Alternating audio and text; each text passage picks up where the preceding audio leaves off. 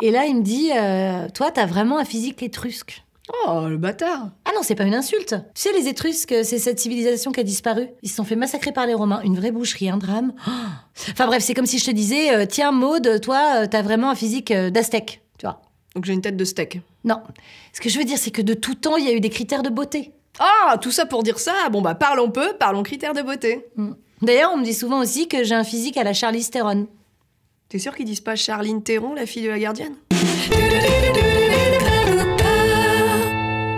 Comme nous l'avons écrit dans notre magnifique livre, que si tu l'as pas encore acheté, vas-y, tellement qu'il est bien, qu'il est ouf, qu'il est important, lien dans la description. Respire. De tout temps, il y a eu des critères de beauté. Et qui dit critères de beauté, dit pression pour entrer dans les codes. Remontons au Moyen-Âge. À cette époque, il faut être très blonde, avoir la peau très blanche. Ouh, c'est mon moment. Et être jeune, très très jeune. C'est glauque d'un coup, non? Et oui, l'heure est au juvénile. Le corps est fin, la poitrine est bandée pour qu'elle soit la plus discrète possible. Donc l'inverse des push-ups. Mais on rembourre les robes pour avoir du ventre, symbole de fertilité. Donc l'inverse des culottes gainantes, quoi.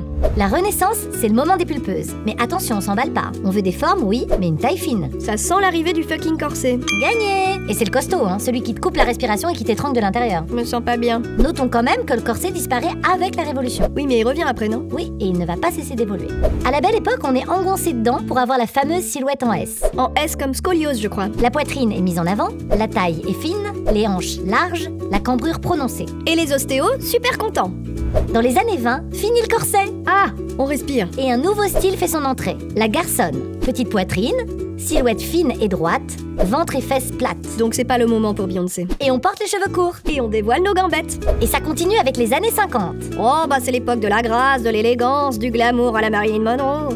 Talons aiguilles, brushing cranté, eyeliner et rouge à lèvres et le tour est joué. Oui, c'est aussi le retour du pulpeux. Poitrine imposante avec des soutiens-gorge pigeonnants et forme généreuse. Par contre, culotte gainante parce qu'il faut une taille fine quoi. Donc on peut toujours pas être pulpeux de là où on veut en fait. Ouais, et puis les années 70, c'est le retour de la silhouette fine et de la poitrine menue. Quoi, c'est déjà fini les formes? On délaisse le maquillage, on libère les cheveux. Sauf Farah Fawcett et son brushing de ouf. Ce corps longiligne va revenir dans les années 90 avec le culte de la maigreur. Avec un petit passage par les silhouettes athlétiques des années 80. Ouais, donc en 10 ans, ça a changé, hein. On a changé de coupe de cheveux aussi, et tant mieux. Oh oui. Non mais voilà, ça me déprime, ça arrête pas de changer. En ce moment, c'est le boule de Kim Kardashian, ça va être quoi après? Le crâne de Gollum? Eh ben moi je trouve qu'on est dans une ère où il y a beaucoup de gens qui se battent pour la diversité des corps, et c'était pas courant avant. Ouais, enfin t'as quand même beaucoup de pression. Tu peux pas ouvrir un magazine ou regarder Instagram sans avoir des tonnes de critères. Alors faut avoir un ventre comme ci, des fesses comme ça, des seins comme ça, pas être trop petite, pas être trop grande non plus, avoir zéro poil. Wow, on se calme, tu vas pas laisser un magazine ou un influenceur Instagram te dire à quoi doit ressembler ton corps. Ton corps il doit ressembler à ce que toi t'as décidé pour lui, c'est tout. Enfin c'est plus facile à dire qu'à faire. Ah bah oui, ça on nous a tellement mis de merde dans la tête depuis la nuit des temps que c'est normal que ce soit compliqué. Mais c'est la vérité, tu es la seule personne à qui tu dois plaire. Et s'il y a quelqu'un qui arrive et qui dit moi je te trouve moche, bah ça te concerne pas, c'est pas son problème. D'accord, donc si Bertrand Lajoie arrive et te dit toi t'es moche, tu t'en fous. Alors il me le dirait pas comme ça, il me dirait ça avec un poème, il y aurait des colombes, des papillons, et ensuite, oui, je m'en tape le coquillard. C'est son souci à lui, si je suis pas à son goût, t'as pas à t'adapter pour plaire à autrui. Alors d'accord, mais admettons je m'aime pas. Il y a peut-être des gens dans ce cas-là. Oui, alors là c'est différent. Si objectivement tu t'aimes pas, et non pas parce que quelqu'un ou quelque chose te l'a dit, eh bien agis et fais en sorte de te sentir bien avec toi-même. Donc opère un changement dans ton apparence si c'est possible, ou bien fais en sorte de faire la paix avec toi-même. Tu peux te faire accompagner dans les deux cas. T'as remarqué qu'il y a des gens qui aiment pas un truc chez toi, mais ils aiment pas non plus que tu changes? Oui, ça c'est parce que ça les renvoie à quelque chose qu'ils aiment pas chez eux. Donc encore une fois, pas ton problème. Alors attention, je parle ici d'apparence, pas de corps qui serait un danger pour la santé à cause d'un poids trop faible ou trop élevé par exemple. Ça c'est du domaine médical. Ça c'est plus mon domaine. Non, parce que t'as pas ta blouse blanche. Elle est au pressing. Oui, on s'en fout. Il y a un autre truc qui m'embête aussi, Maud, c'est que quand tu commences à vieillir, ça se voit. Oui, enfin bon, qui va tomber des nues? C'est le principe du temps qui passe, Le monde entier vieillit, c'est comme ça pour tout le monde. Donc les réflexions sur l'âge sont le truc le plus débile du monde puisqu'on n'y peut rien. Avec 2-3 autres trucs aussi. Ouais, mais les rides, c'est vraiment pas très tendance. Tu sais pourquoi c'est pas tendance? Parce que ça rappelle aux gens qui sont pas éternels. Du coup, on t'a fait croire que les rides c'est pas tendance pour te vendre des crèmes anti-rides.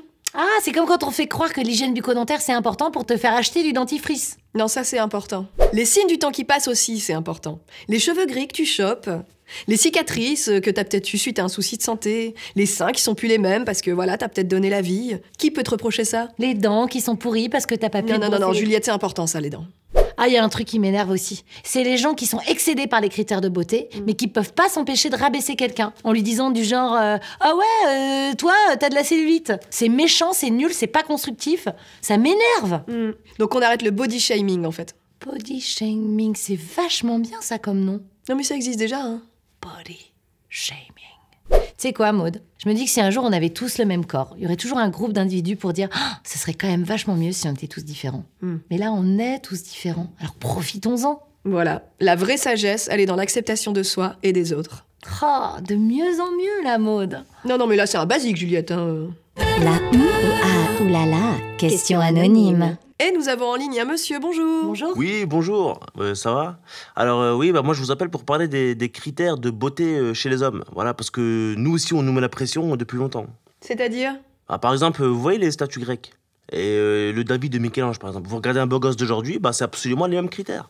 C'est pas normal, je veux dire. Aujourd'hui, un homme, il doit être grand, fort, avoir des poils, mais pas trop, une mâchoire carrée, des cheveux. Des cheveux, c'est trop de pression, tout ça. Oui, enfin, à la différence près que dans l'Antiquité, les gros zizi, c'était pas du tout tendance. Hein. C'était synonyme de non-maîtrise de soi. Oui, alors que c'est vrai qu'aujourd'hui, il y a une grosse pression sur la taille du chibre.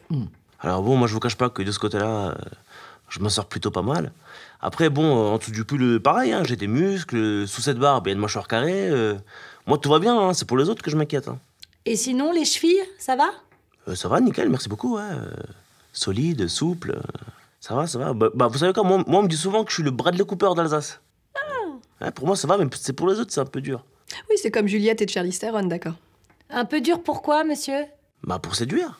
Oh, vous inquiétez pas, tous les goûts sont dans la nature. Hein. Oh oui, moi je peux très bien être séduite par un mec qui a une calvitie, par exemple. Ah bon? Oui, et puis homme comme femme, il n'y a pas que le physique qui compte. Hein. Moi, par exemple, je peux très bien être séduite par les mots d'un homme. Ah ouais, du genre, ton père c'est un voleur. Non, mon père est une personne très respectable, merci monsieur. Non mais je dis ça pour rigoler, c'est la phrase qu'on dit. Ouais, au revoir monsieur.